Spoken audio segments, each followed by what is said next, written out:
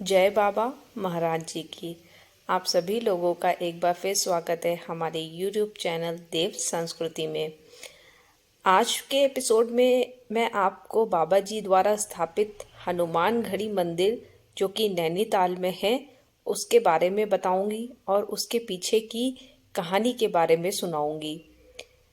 यह बात तीसरे दशक की है जब बाबा महाराज जी उत्तराखंड भ्रमण पर निकल चुके थे, लेकिन उनकी लीलाएं और चमत्कार सन 1942 से सन 1943 में ही शुरू हो चुकी थी।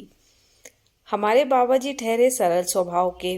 उनका भारी भरकम हट्टा कट्टा शरीर, बड़ी दाढ़ी, सांवला रंग, मुस्कुराता हुआ चेहरा, कंबल से ढका हुआ शरीर जैसे सबका मन मोह लेता था। पहाड़ों के साधारण लोग ऐसे बाबा जोगियों के प्रति बहुत सम्मान और आदर का भाव रखते थे। बाबा महाराज जैसे ही गांव पहुंचते तो लोग उनके दर्शन के लिए भाग आते, फिर चाहे वह बच्चा हो, स्त्री हो, पुरुष हो या बड़ा हो छोटा, कोई भी क्यों ना हो। लोग उनके लिए अपने हाथों से बना भोजन और पानी लाते और उन्हें बड़े प्यार से खिलाते थे। बाबा महाराज जहाँ भी बैठ जाते वहाँ भजन, कीर्तन, हनुमान चालीसा और सुंदर कांड के पाठ शुरू हो जाते थे। लोग सब कुछ भुलाकर बाबा महाराज जी के साथ मिलकर भगवान जी की भक्ति में डूब जाते थे। हनुमानगढ़ नाम का गांव जो कि नैनीताल से लगभग 1.5 किलोमीटर की दूरी पर है, इसी गांव के समीप एक बहुत बड़ा विशाल और मिट्टी का पहाड़ था। बाबा महाराज जी ने इस स्थान को देखा और इसी स्थान पर मंदिर स्थापित करने के लिए इसको चुन लिया।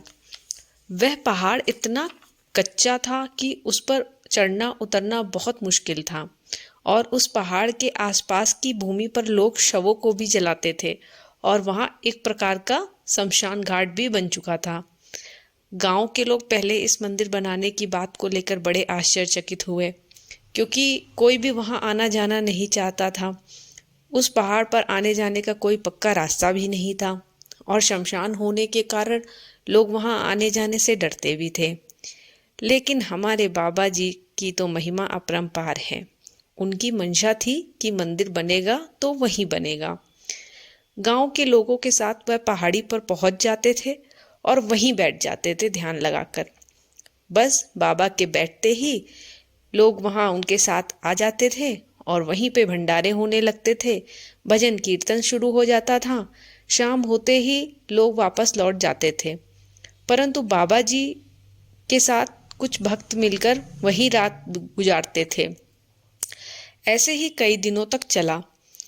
ऐसे धीरे धीरे लोगों को विश्वास हो चला बाबा जी पे। एक दिन बाबा महाराज जी ने आज्ञा दी कि आने वाले मंगलवार को थोड़ी सी जमीन खोदकर वहां हनुमान जी की मूर्ति को स्थापित कर देना। यह कहकर बाबा जी चल दिए कहीं और के लिए। उस धसती बजरी के पहाड़ को खोदने में बड़ी मुश्किलें आईं। काफी समय बाद खोदते खोदते ग्रामीण वासियों को एक ऐसा स्थान मिला जहां पर हनुमान जी की मूर्ति को स्थापित किया गया। ऐसे ही हनुमानगढ़ी मंदिर की स्थापना हो गई। ऐसे ही बाबा जी की लीला और चमत्कार से वहाँ रोज भंडारे होने लगे, भजन कीर्तन होता था और सुबह शाम वहाँ पे हनुमान जी की आरती होने लगी। लोगों का डर जैसे छूमंतर हो गया था। बाबा जी की लीला तो देखिए कि आज के समय में हनुमानगढ़ी मंदिर इतना बड़ा हो गया है और वहाँ आने जाने के लिए एक पक्की रोड बन गई है। हर साल राम नवमी और नवरात्रों में मंदिर में बहुत विशाल मेला लगता है और भंडारे का भी आयोजन होता है। पूरा मंदिर बहुत ही भव्य रूप से सजाया जाता है। तो बाबा महाराज जी ने जो मंशा की थी आज वह सच साबित हुई।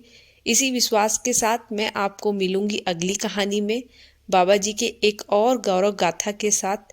तब तक के लिए धन्यवाद। मेरी बाबा महाराज जी से यही प्रार्थना है कि आप सभी लोगों पर उनका आशीर्वाद हमेशा के लिए बना रहे। जय नीम करोली बाबा जी की, जय बाबा महाराज की।